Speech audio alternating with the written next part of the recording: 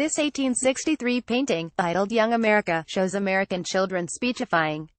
Political parties routinely used boy orators at their campaign events.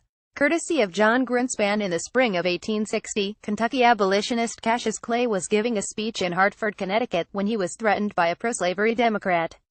A young Republican bodyguard in his early 20s leapt forward and clobbered his assailant with his torch, defending Clay.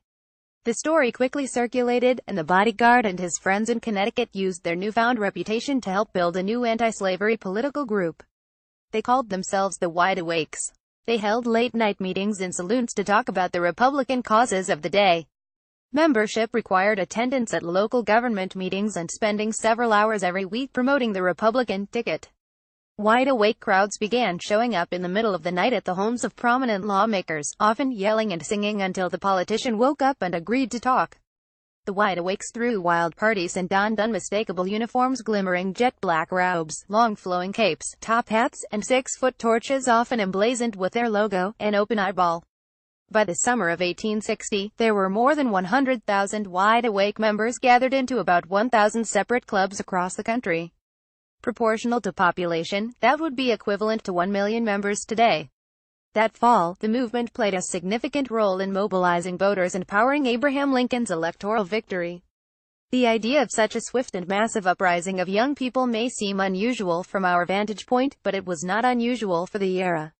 In a fascinating and timely recent book, The Virgin Vote: How Young Americans Made Democracy Social, Politics Personal, and Voting Popular, historian John Greenspan captures the soaring heights of youth involvement in American politics in the mid to late 19th century, which he describes as a golden era of youthful popular politics.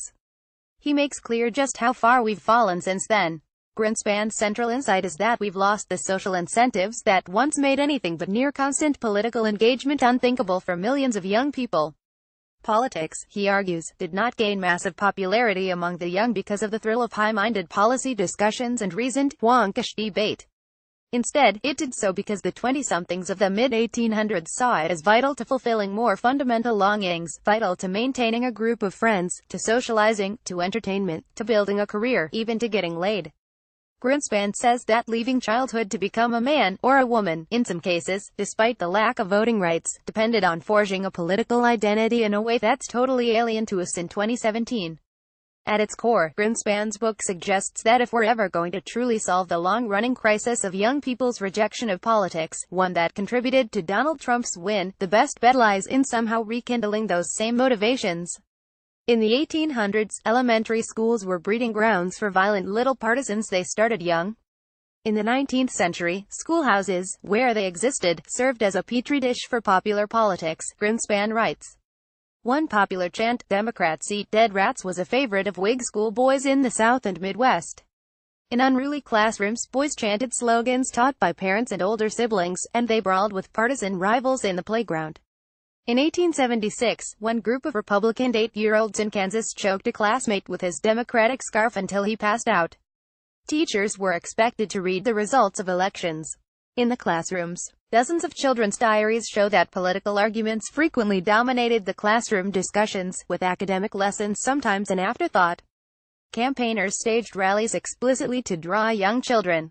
They made a point of making sure floats featuring live raccoons, foxes, eagles, and bears appeared alongside the political candidate to make them appealing to kids. They offered leather balls to play with and set off fireworks, entertainment primarily for the children. On election day, children as young as 6 became errand boys for campaigners, transporting vital messages and news. Some were tasked with dragging the tipsy voters in town to the polls. All of this made politics look like a clear stepping stone to adulthood. Campaign spectacle helped the wavering outline of a child's nature form into a personal, political identity, Greenspan writes.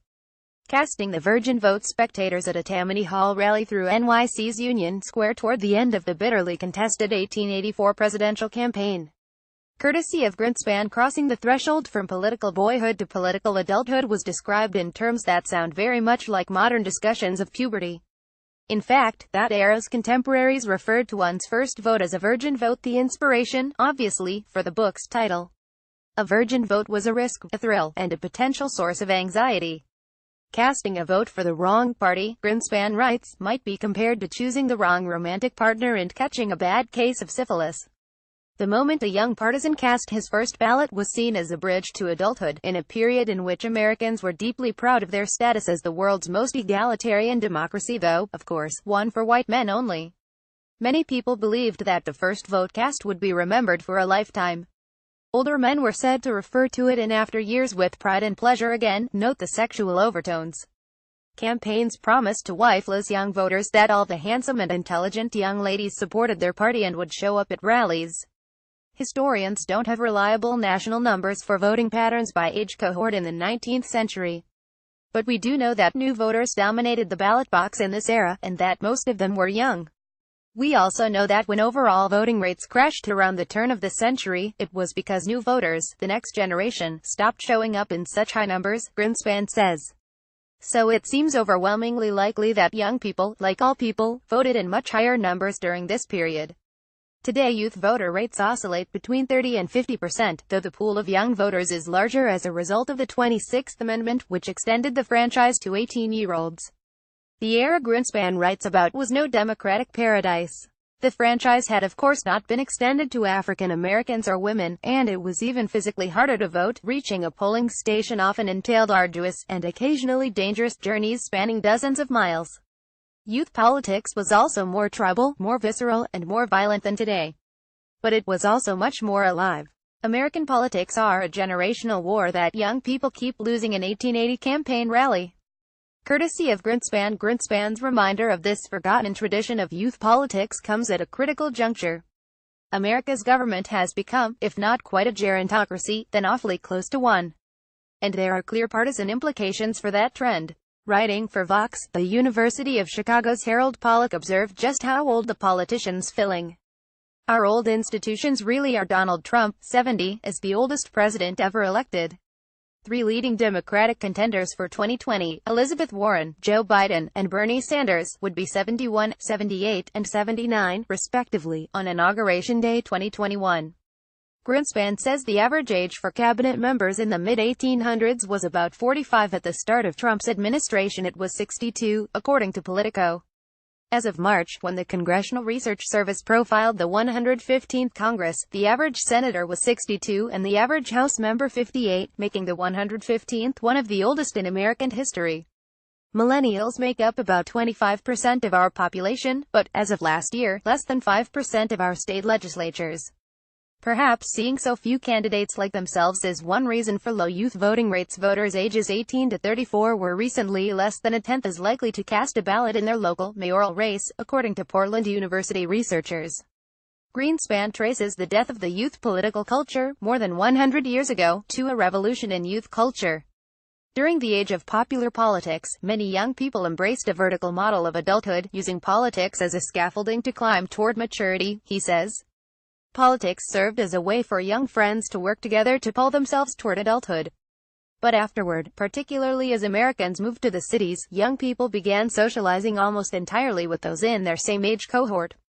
Going to vaudeville shows and dance halls reflected a youth culture that was about impressing your peers, rather than a means of moving up in the world, and that peer culture persists.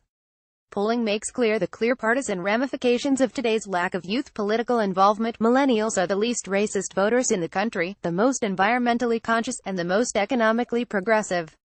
Unsurprisingly, they broke for Hillary Clinton by a nearly 20-point margin this fall, but far fewer turned out for her than for Barack Obama, which helped doom her campaign. What will it take to return to 1850s levels of youth politics excitement? Greenspan knows the question is a difficult and complex one, but he does offer a few concrete suggestions. Get high school freshmen enrolled in political clubs, so they're more likely to vote when they're seniors. Make sure schools invite political discussion, even if doing so invites controversy. And above all, revive the idea that one truly becomes an adult only when one has voted. This important book makes clear that we need a modern version of the wide awake movement.